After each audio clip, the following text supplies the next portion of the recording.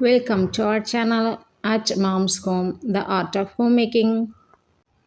இன்றைக்கி வந்து ஹெல்த்துங்கிற தலைப்பில் சத்து மாவு கஞ்சிக்கான சத்து மாவு எப்படி தயாரிக்கலாம்னு சொல்லி பார்க்கலாங்க. சத்து மாவுக்கு வந்து பார்த்திங்கன்னா நிறைய ஃபார்முலா இருக்குது. ஒருத்தர் ஒரு மாதிரி பண்ணுறாங்க. இந்த சத்து மாவு ரெசிபி வந்து ஒரு டாக்டரோட ரெசிபி. இதுக்கு என்னென்ன பொருள்கள் தேவையான்னு பார்த்துக்கலாம்.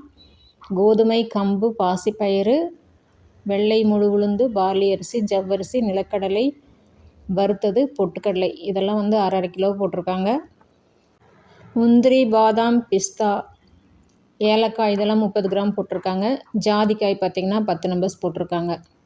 இது வந்து நமக்கு 4 கிலோ கிடைக்கும்.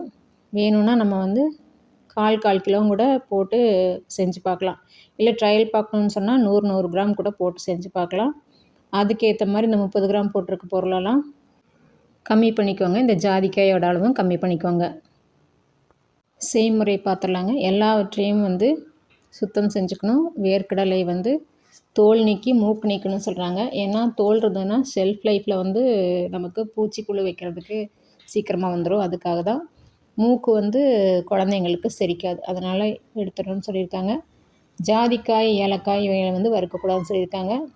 ஏலக்காயை அப்படியே போட்டுட்டு ஜாதிக்காயை தூள் செஞ்சு சேர்த்துக்கணும் அப்படின்னு போட்டிருக்காங்க. கோதுமை அரைத்ததுக்கப்புறம் இதெல்லாம் போட்டு அரைக்க சொல்லியிருக்காங்க.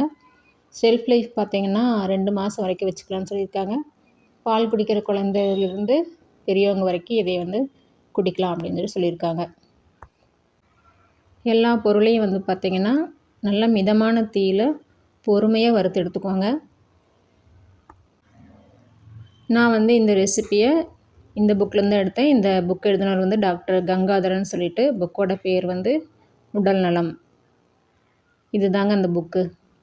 சரிங்களா. நான் வந்து வறுக்கிறதெல்லாம் வீடியோ எடுக்கலை, வீடியோ லென்த்தியாக போயிடுன்னு சொல்லிவிட்டு ஃபைனல் ப்ராடக்ட் இது தான். எவ்வளோக்களவு நீங்கள் வந்து பொறுமையாக வறுக்கிறீங்களோ அவ்வளோக்களவு சுவை நல்லாயிருக்கும். மிதமான தீயில் வறுத்துக்கோங்க. பாருங்கள், இந்த மாதிரி தான் இருக்கும் மாவு. கிட்டத்தட்ட ஹார்லிக்ஸ் டேஸ்ட்லேயே நமக்கு வந்து வரும். ஒரு பாத்திரத்தை எடுத்துக்கோங்க. 1 டம்ளர் தண்ணி ஊற்றிக்கோங்க. எடுத்துகிட்டு நான் 1 ஸ்பூன் எடுத்து வச்சுருக்கீங்களா, அந்த மாவு வந்து போட்டு நல்லா கலந்து விட்டுக்கோங்க. அடுப்பில் ஏற்றுறதுக்கு முன்னாடியே வந்து நம்ம நல்லா கலந்துடணும். சரிங்களா. நல்லா கலந்ததுக்கப்புறம் அடுப்பில் ஏற்றிட்டு ஒரு 30 செகண்ட்லேருந்து 1 நிமிஷத்துக்குள்ளேயே வந்து நல்லா கொதிச்சு வந்துடுங்க. இந்த மாதிரி போகுன்னு வந்தோடனே நீங்கள் வந்து இறக்கிடலாம். இறக்குனதுக்கப்புறம் வந்து இனிப்புக்காக நான் வந்து வெல்லம் தட்டி போட்டிருக்கேன். நீங்கள் வந்து சர்க்கரை எது வேணாலும் சேர்த்துக்கலாம்.